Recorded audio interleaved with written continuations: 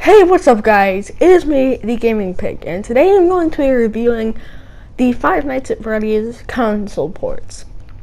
So, if you're wondering what these are, the name suggests what they are, really, but these are all the Five Nights at Freddy's games have been ported over to consoles. The consoles include the main three consoles. These are literally the only ones that probably would actually get ports. Xbox One, PS4, and Nintendo Switch. They're the main consoles, you know what I mean? You go to a GameStop, those are the three sections that you're going to see. You're going to see your Switch games, you're going to see your Xbox games, you're going to see your PS4 games. And, you know, yeah, it's good. But, today I'm going to be reviewing all of the games except for Five Nights at Freddy's 4 because I don't have it, so I can't give you my thoughts on it. But I mean, you know, the main ports, just how the ports are in general, and the general consensus of these ports and what people think of them and all that stuff. So let's get into it. Let's start with FNAF 1. So for FNAF 1, one thing to note is that it doesn't really tell you the controls, which is one downside to this. But the controls are, if you want to put up the camera, you press L1. And if you want to move around the cameras, you're going to have to use your left joystick to do that. Now, if you want to go ahead and turn on the light doors or close the door, or you turn on the lights, you know, by the doors, you have to look at the door that you're wanting to do it for, and you have to press, that would be X, I believe, to close the door, and circle to turn on the light. But you have to look at the specific door that you want to do that to, which will then cause, you know, the light and door to either turn on or turn off, depending on what you want to do with it. So, yeah. So this game is, this port, I guess, is pretty good. It's a pretty good representation of Five Nights at Freddy's. There's a little Easter egg where if you look at the Celebrate poster and press square, you can actually get Freddy's nose to squeak. So that's how you actually squeak Freddy's nose. You can do that in this version. As well as that, I'd say the graphics are pretty good.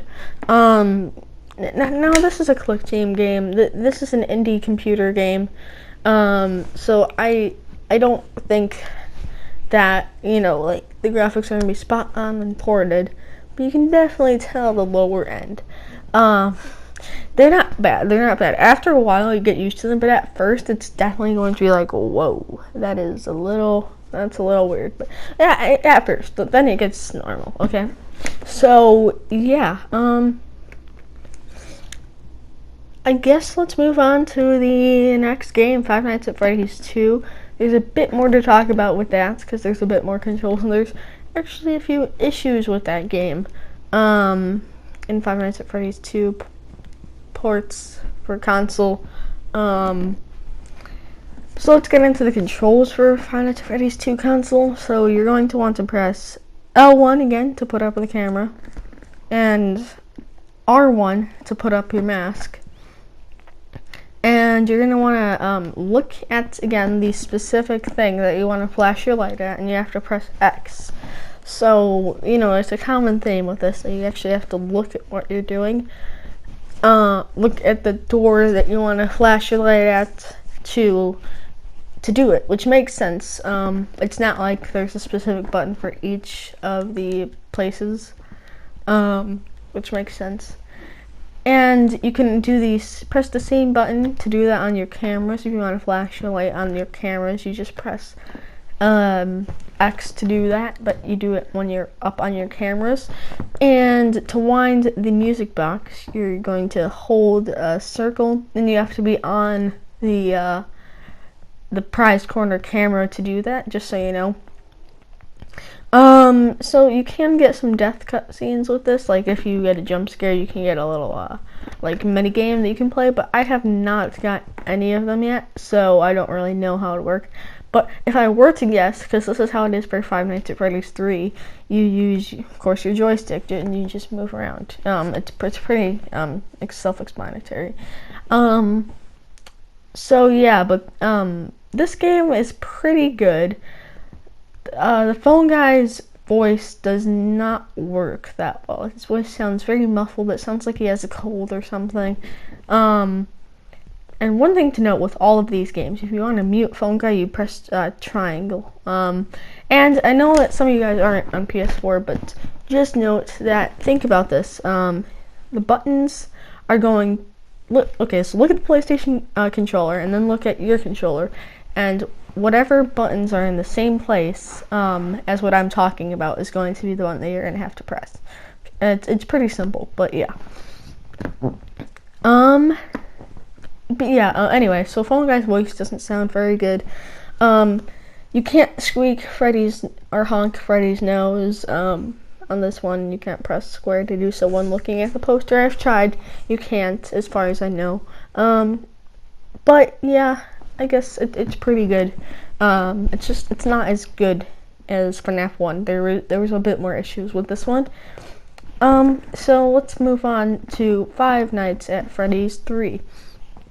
So Five Nights at Freddy's 3 is actually quite simple as far as controls.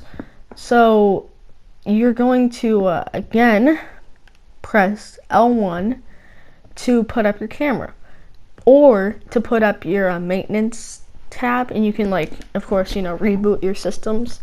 So yeah, that's basically how to do that. Just press L1 to do any camera stuff, basically, in any of these games. That's how you're gonna do it.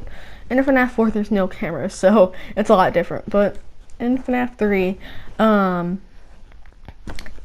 if you want to, and there's a lot of buttons, like it will show you the button that you have to press to do the specific tasks, which makes it a lot easier to actually know what you're doing.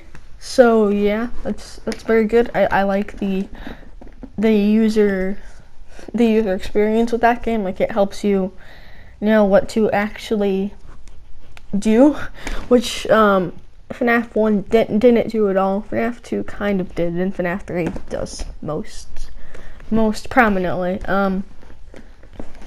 So yeah, FNAF 4, let's get into the controls, of course. L1, I just said. To do that, your camera, you can move around your cameras with the same thing that you did for FNAF 1 and 2, your joystick. And for the cutscenes, again, use your joystick to move your character around. What else? Okay, so yeah, also if you want to go ahead and toggle your map and look at the events, you're going to press X to do so, and you can actually seal the vents pressing circle, and you can again toggle your map to get back to the normal map by pressing X. Okay, and if you want to play audio anywhere to get Springtrap to a place that he won't jump scare you at, then you press circle to do that on your main cams. Circle is basically what you're going to want to press in order to stop Springtrap in some way, shape, or form. So yeah, circle to seal your vents, or to play audio, and X is to toggle through your maps. Okay, so that's basically all of the and I'll go into more detail about FNAF 3 actually. FNAF 3 probably has some of the least bugs as far as I know. Because when I played it, I didn't really have that much issue. Springtrap came pretty fast, but that was probably more my fault than anything else. And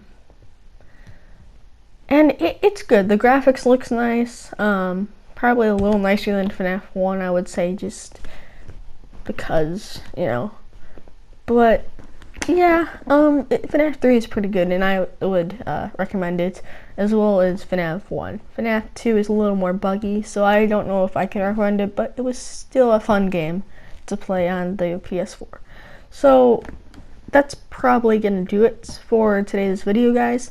Again, I apologize that I did not have Five Nights at Freddy's 4 to review, but it's not a game that I like to play, and you need headphones for it for the PS4, which I don't have. So yeah, thank you guys so much for watching. If you enjoyed today's video, make sure to like, comment, and subscribe, and I'll see you guys next time. Bye.